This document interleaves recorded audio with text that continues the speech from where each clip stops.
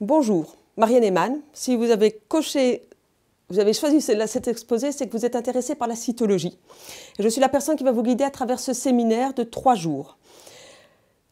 La cytologie est un domaine assez complexe en lui-même à apprendre, mais excessivement facile à mettre en place et à utiliser, à exploiter. C'est une lame, un morceau de verre, c'est quelques colorants, c'est une ponction, c'est un microscope, et donc des outils dans l'ensemble relativement bon marché, mais qui va vous permettre de faire des bonds absolument extraordinaires au sein de votre clinique. L'animal vient avec une maladie de peau, avec quelque chose d'exsudatif, quelle qu'elle soit, avec une vaginite, avec des otites. Vous pouvez, par une simple manipulation, déjà décider est-ce inflammatoire, est-ce pas inflammatoire, est-ce infectieux, quel type d'organisme, et d'emblée centrer beaucoup mieux votre traitement. Accélérer la guérison de l'animal par un traitement nettement mieux ciblé et contenter dès lors le propriétaire, l'animal et vous-même. Parce qu'en fait, la cytologie, à partir du moment où vous savez l'exploiter, vous pouvez être payé par cette cytologie et rentabiliser excessivement rapidement le matériel que vous avez acheté, acquis pour cela, et les frais que vous avez établis dans les formations de ce domaine. Nous avons décidé de diviser cette formation en 3 jours, car il nous est apparu qu'il fallait bien un certain temps pour pouvoir exploiter, s'habituer à la lecture des lames, et surtout pouvoir revenir et réexploiter en permanence le même sujet pour l'ancrer définitivement dans son cerveau. C'est un domaine où on a besoin de connaître quel est le normal, quelle est la cytologie de contexte inflammatoire. Et le premier séminaire va aller dans ce sens-là.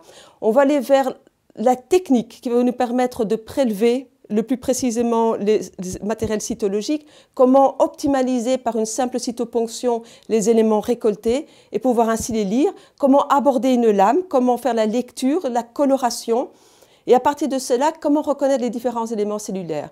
Les éléments cellulaires normaux, épithéliaux, mésenchymateux, et les éléments inflammatoires. Donc dès cette première journée de cytologie, l'idée est que vous puissiez rentrer en clinique, pouvoir faire déjà des examens d'emblée et reconnaître une réaction inflammatoire, neutrophilique sur un problème bactérien et eosinophilique sur un problème allergique, et pouvoir ainsi beaucoup mieux comprendre la pathologie dont souffre l'animal.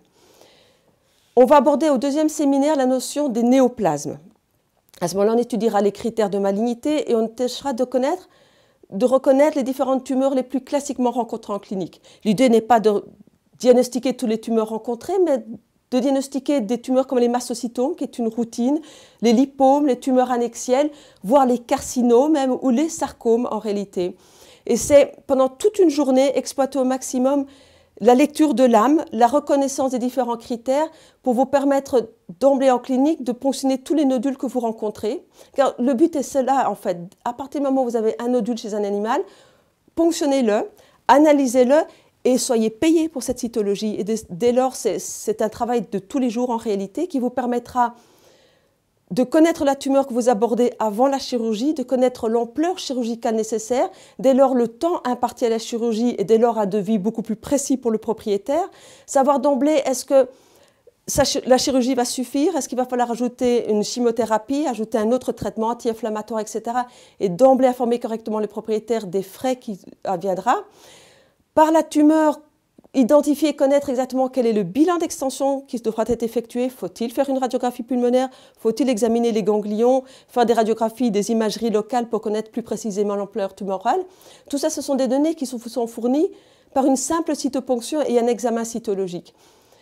Faire un premier examen avant que ceux-ci soient envoyés au pathologiste. Si vous avez déjà fait le diagnostic, c'est facile, c'est fait, vous vous payez pour cela. Si ce n'est pas possible, vous le faites transférer à un laboratoire de votre choix. C'est relativement simple.